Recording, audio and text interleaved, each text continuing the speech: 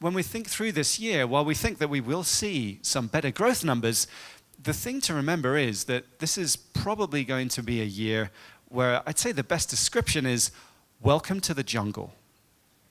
And this is the exact thing that we use for our views for where this year, 2017, would be. The jungle may offer exciting opportunities, but it is also usually quite an uncomfortable place. Hot, humid, filled with mosquitoes. You never know if the tiger could be coming out of the undergrowth to attack you at any moment. You need to be ready. And this discomfort is also in line with disruption. So even the short-term distractions are things that leave people uncomfortable. What about the big assumptions that we'd made about global GDP growth, about how the economic structure of the world would even look, how supply chains would even change?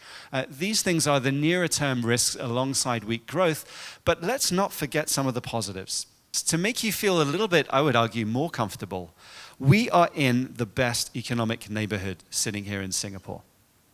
You take a look at the left-hand side, giving you an idea of where GDP growth contributions are today and are projected to be by our estimates versus where we were 15 years ago. There has been a sea change. It's already happened. This transition of economic power has been taking place and is already there. These days, China is the #1 contributor to world growth and has been for nearly 10 years. Since the global financial crisis.